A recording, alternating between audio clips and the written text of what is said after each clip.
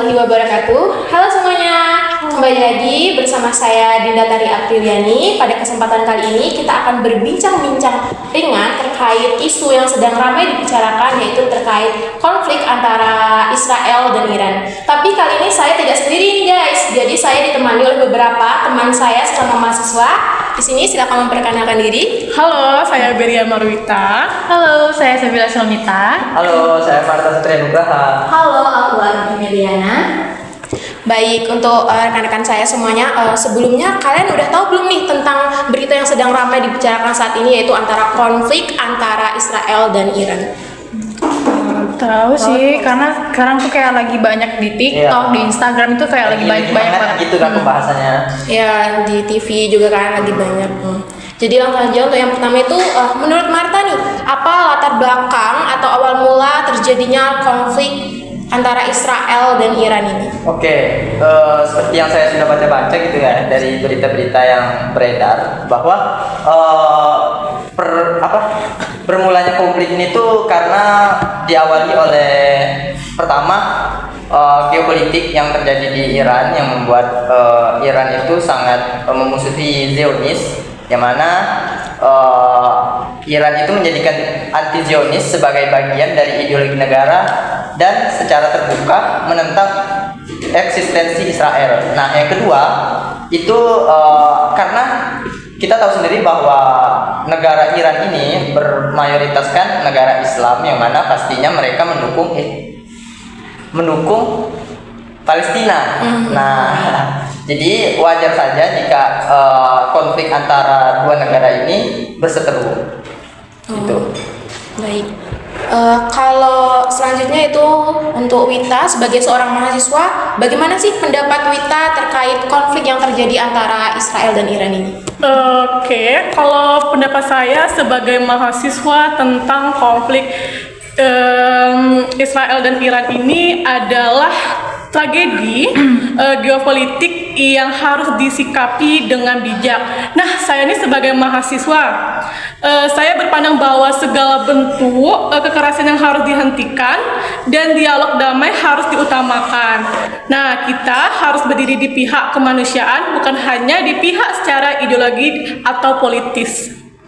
Jadi kita sebagai seorang mahasiswa nih harus peduli terkait isu-isu kemanusiaan seperti itu. Iya, benar. Kalau menurut Sabila, jika dilihat dari perspektif sejarah, bagaimana sih konflik yang antara Iran dan Israel ini berkembang dari waktu ke waktu?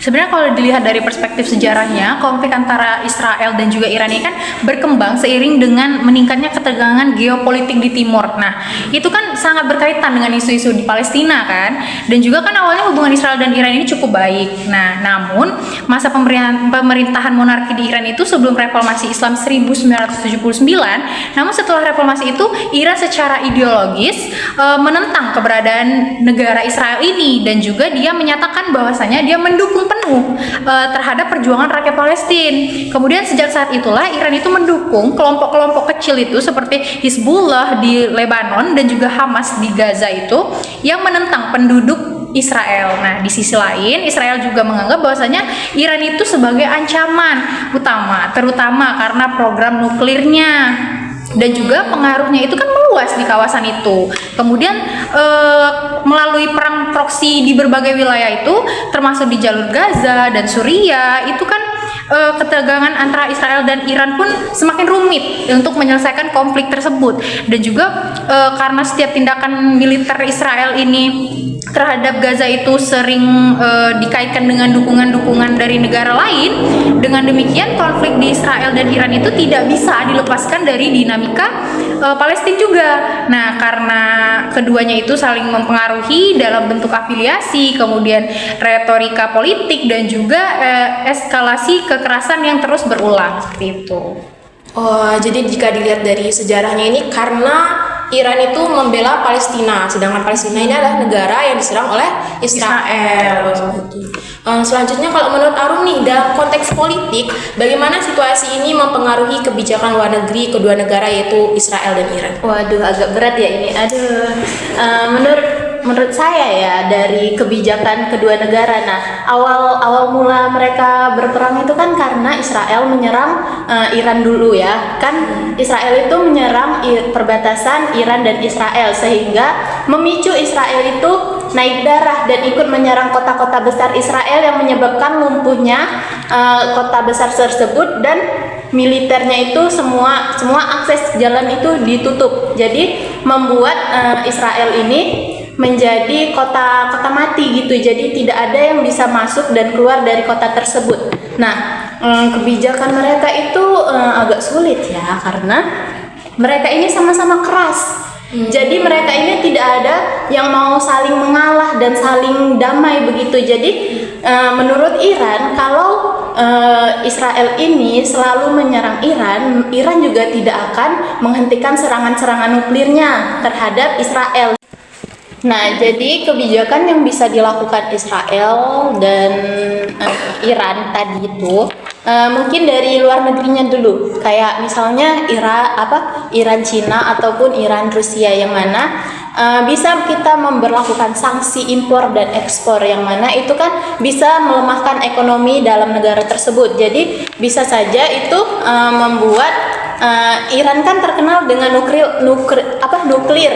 Nah, nuklirnya itu. Jadi apabila dana atau APBN-nya mereka itu terhambat, bisa jadi nuklir yang diciptakan mereka itu menjadi berkurang. Sebaliknya dengan Israel. Nah, Israel itu kan mengandalkan bantuan dari Amerika. Nah, jadi kita itu bisa memberlakukan sanksi kepada Israel apabila menyerang negara lain. Itu kita bisa menghentikan dana yang masuk ke Israel tersebut, sehingga mereka itu tidak bisa berbuat apa-apa karena Amerika itu kan membantu pendanaan dan persenjataan mereka. Jadi dengan adanya sanksi tersebut, Israel itu tidak bisa berbuat apa-apa lagi. Mungkin begitu perspektif dari saya. Baik Arum, terima kasih untuk penjelasan yang sangat jelas nih. Untuk selanjutnya, apa langkah yang bisa diambil untuk membahas isu-isu kemanusiaan ini menurut Marta? Oke, mungkin hampir sama sih seperti Arum tadi, kayak dari pihak internasional yang mengurus antara hubungan Iran sama Israel kan. Jadi kayak mungkin PBB berperan penting juga sih sebagai pemersatu bangsa-bangsa kan. Jadi kayak ada diplomasi internasionalnya yang mana mendorong dialog. Jadi kayak dua negara ini diajak ngobrol bersama secara satu ruang gitu, kayak supaya mereka tuh bisa mengutarakan isi apa yang mereka ingin katakan gitu kan. Jadi kayak diskusi lagi gitu. Oke, mungkin yang kedua mungkin itu ada peran dari organisasi kemanusiaan mungkin ya, yang memperkuat peran lembaga seperti Palang Merah, UNHCR, dan Amnesty Internasional untuk memberikan bantuan langsung kepada korban serta melakukan dokumentasi pelanggaran HAM. Mungkin itu saja sih. Kalau menurut Madani, apa yang bisa kita harapkan ke depannya untuk hubungan antara Israel dan Iran? Kalau harapan saya itu untuk Israel dan Iran itu adalah perdamaian dan penyelesaian konflik melalui diplomasi, bukan perang sih kalau menurut saya. Tapi untuk teman-teman yang lain nih, ada nggak pendapat lainnya? Mungkin udah cukup ya, dari kita juga penjelasannya tuh udah bagus banget gitu. Jadi kayak kita supaya negara tidak ada yang perang lagi kan. Bagus. Jadi intinya harapannya adalah supaya damai, tidak ada perkonflikan lagi antara negara manapun, entah itu Israel atau Iran atau Israel dan Palestina. Intinya kita hidup dengan kedamaian. Untuk pertanyaan selanjutnya itu menurut Bella, bagaimana peran PBB dalam menciptakan damai konflik ini? Apakah sudah tepat atau belum nih peran PBB dalam mendamaikan konflik ini? Kalau dilihat dari kenyataannya, kalau kita tahu peran PBB dalam menciptakan perdamaian antara Iran dan juga Israel ini kan masih jauh ya dari kata berhasil. Karena kalau kita lihat juga Iran sama Israel itu masih saling perang, masih sering kirim nuklir. Israel kirim ke Iran kirim ke Israel seperti itu kan. Nah, dan juga kan PBB ini mengeluarkan berbagai pernyataan dan juga resolusi untuk terkait program nuklir Iran dan juga tindakan militer Israel. Nah, namun semuanya itu masih saling terbentur akan kepentingan dari negara masing-masing, dari negara-negara besar juga, terutama di Dewan Keamanan. Misalnya, ketika Iran itu dituduh mengembangkan senjata nuklir, PBB itu masih bersikap tegas dan memberikan sanksi. Nah, kemudian tapi ketika Israel melakukan saingan ke Suriah atau wilayah yang ada pengaruh Irannya, PBB itu seringkali tidak bisa bertindak karena veto dari negara seperti Amerika Serikat itu jadi kelihatan banget kalau PBB itu kadang berat sebelah atau kayak memihak satu negara gitu kan. Terus juga PBB itu juga terkesan tidak tegas untuk menghadapi kasus tersebut. Nah, kemudian PBB itu kan punya niat yang untuk jadi penengah nih dari bentrok antar dua negara ini kan. Tapi dalam konflik Iran dan Israel ini langkah-langkahnya itu belum cukup kuat dan juga andil dalam cukup kuat dan juga andil. Nah, banyak orang itu melihat kalau PBB itu cenderung dia itu reaktif atau bukan proaktif, dan juga dia itu lebih sibuk untuk meredakan ketegangannya tadi dan sesaat daripada menyelesaikan akar dari permasalahan yang sebenarnya seperti itu. Jadi pada intinya peran PBB ini belum bisa mendamaikan konflik Belum antara sepenuhnya gitu. Israel dan Iran ini, karena dua negara ini sama-sama kuat dan juga veto ada tadi. Amerika yang membantu negara Israel. Itu. Untuk pertanyaan terakhir nih, menurut Arum, jika dilihat dari perspektif hukum internasional, hukum apa saja yang sudah dilanggar oleh Israel?